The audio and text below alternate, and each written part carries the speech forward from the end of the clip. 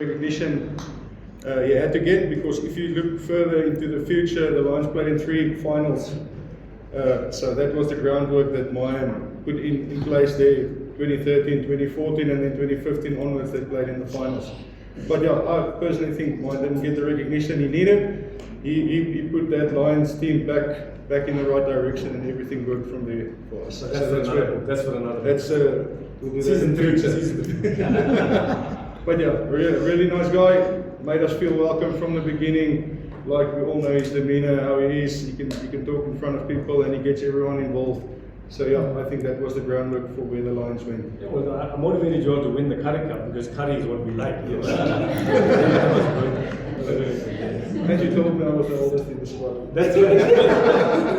That's right. He was the oldest in the squad at the time. But nevertheless, it was a good beginning, and we've stayed in touch through that time. You went to Japan in 2018, and we still kept in touch to WhatsApp. And yes. We met in 22 when the Springbok played the Wallabies in Australia. Yeah, you came there with your Cannon Eagles coaching staff. Yes. And then we had a lovely dinner, myself, you and Jolene, in Darling Harbour, Sydney. If we get a chance to go there, But CJ, I mean, coming closer to the reason why we all gathered here tonight, in terms of the book, why did you want to put not just your name, but your story in this book? Yeah, I think this book is really relevant and timely for what's going on in South Africa at the moment. I think a lot of households need good fathers again to lead the household. Kids need to see that from the parents.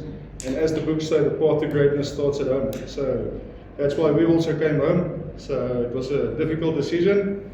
But the Lord put it clearly on my heart that we had to come back to South Africa. So yeah, that's yeah, I get emotional, but yeah. You got a clear word from the Lord as well. You shared Yes. that with was it Genesis?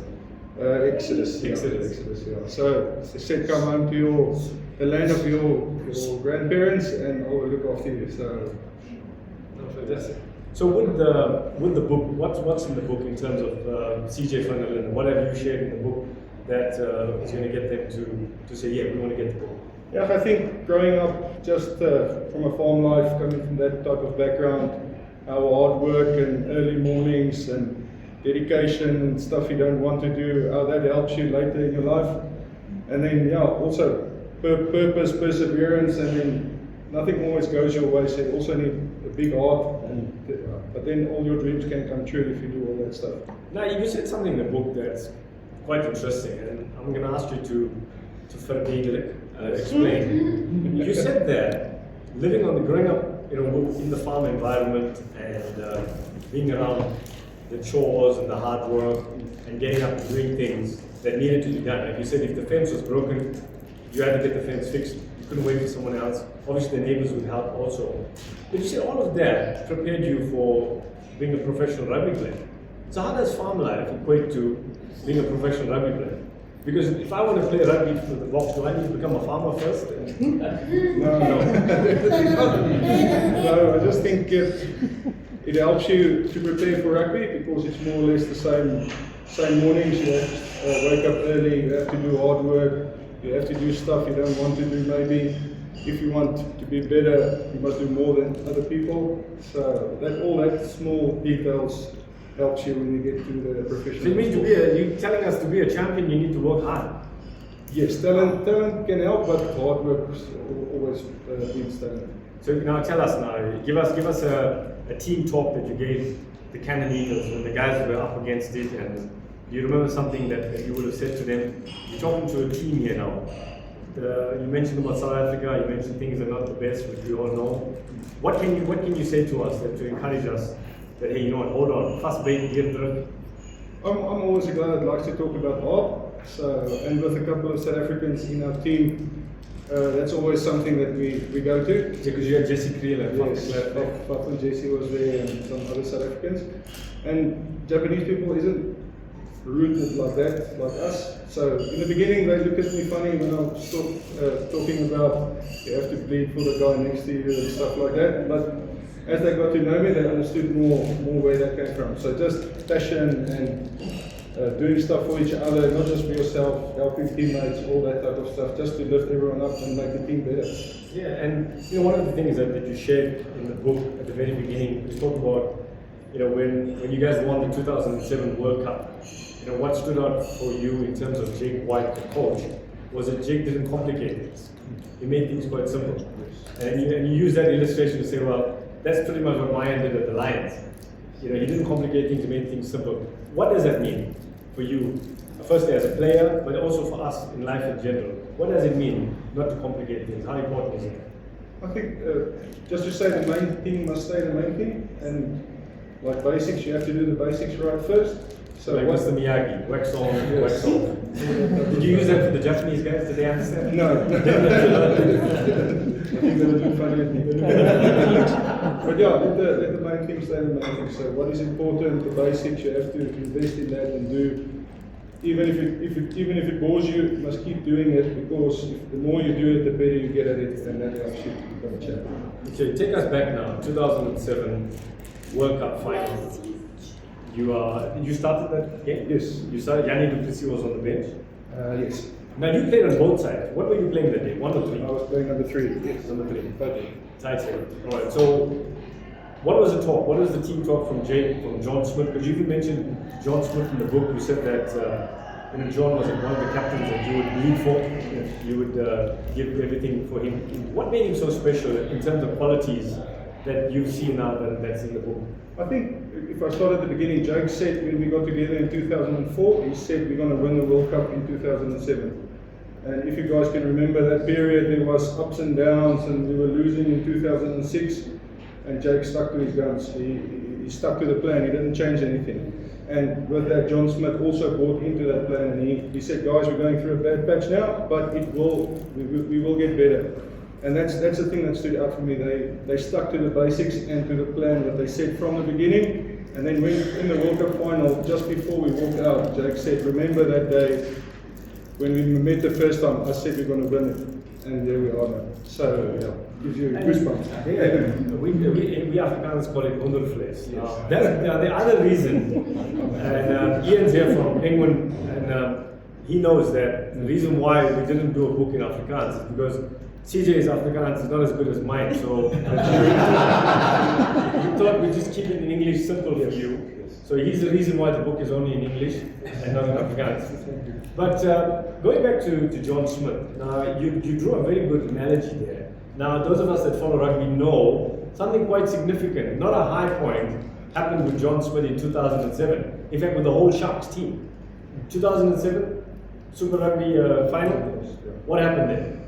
Davi, being a Bulls supporter, is putting his hands up there.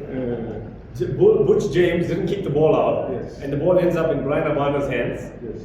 And he runs down the right wing, and what does he do? Scores a try. And John Smith came off, getting ready to probably pick the trophy up and all of that, and that was taken away from him. But you said that he learned from that loss. He learned from that sort of tragedy that prepared him to come to 2008 and lift the trophy, the World Cup trophy, which is much bigger than the Super Rugby. Can you just explain a little bit of that, like what the connection between the Sharks losing in the final and then John Smith coming in with a different attitude in 2008? Yeah, it's just because he lost, I think he learned a lot, and he took that into our campaign in the World Cup. And on the other side, Victor, Matfield, and those guys were on the winning side, so they also could help the whole team. So you see the picture from both sides, the losing side and the winning side. So that helped us a lot. Big senior players like that talking out about how it feels to lose and how it feels to win, and then they can take the whole team to make them win. So yeah, it was good from John's side because he lost the Super Rugby, but at least he won the World Cup. That's a good consolation. winning the World Cup. Yes. But no, fantastic. Just again, just before we get another guest up to talk about it. Anything in closing? Because obviously we mentioned your daughters in the book, yes. And we mentioned that one of the reasons you contributed to the book is that you also want to pass on some of your knowledge to your children and to South Africans in general, and the young people that are here. How important is this message for the new generation, for the younger generation? Yeah, I think if everyone watches the world news and everything, we can all see what's going on in the world. The Charlie Kirk thing that happened. The world isn't in a good place, so I think I always go back to that. We need to start back at basics. So we need to start with the kids and give them the best education and be good examples to them so that they can see what the right way is to live, not on social media and stuff, what they see there. The examples must come from the adults. Yeah, and again, you know, that's what took place when we were at the Lions. I mean, things were so tough with the Lions. The first meeting that I had with them in 2013, you had these 45 big rugby guys that were in the room. The air conditioning was not working. And why was the air conditioning not working? Because the Lions had really help with the battalion. This was slecht dinge was daar. En hoeveel het hulle mee betaal? Niks. There's not all the time you get an Indian to work for free, but because again, it was about going there with a greater mission, a greater goal. It wasn't about us, and this is something that we're going to share on Groot FM. CJ and I can be interviewed on Groot FM, and now they call it. When I was there 5 years ago, I did an interview. They called it Groot Ontbijt. Now they call it Groot Breakfast. There's an Afrikaans word now, B-R-E-K-F-I-S. So niet ontbijt, niet maar breakfast. That's the new word. But you know, when we were at the Lions, you know, we said that things that people don't know how bad the situation was because when I was there, I remember there was talk they were going to sell Ellis Park. Yes. Because the Lions couldn't afford Ellis Park. That's how it was. The icon of South African rugby, the bastion of world rugby, because of the '95 World Cup and Mandela with Frans van Pienaar there. But through that, and I guess that's the whole emphasis, is that from such a dire situation, from being down and out, you know, and holding on and not giving up, being in Tamatistraat, you remember that as well. Yes. Going there, I said to them, you guys are in Tamatistraat. You probably knew because you were the oldest player, but the younger Afrikaner boys had no idea what Tamatistraat meant. And I said, now the Indian guys are going to teach you Afrikaans. And I said to my lads that when an Afrikaner is in the Molucca, when he's in trouble, you say he landed in Tomato Street, Tamatistraat. I said, but don't worry, because we Indians like tomatoes to make curry. So wait there, I'll come and get you guys and take a few tomatoes home. And that became our joke, which ended up being a book that I wrote called Tamatistraat in Afrikaans. And it's that's what it is. And the message there, which is, you know, what we all strive for and we look at, is simplified. And like you said with Jake, simplifying it and what I did at the Lions, because I love what Leonardo da Vinci said. Leonardo da Vinci said, the greatest form of sophistication is simplicity.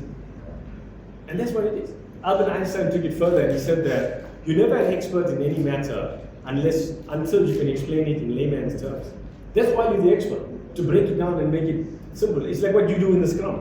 I mean, you make it look so easy, I think I could do that. You know what I mean? That sort of thing. But that's the reality of it. And you know, I really appreciate you putting the time, talking to me from Japan, late nights with you guys there, probably wanting to talk in Myan again.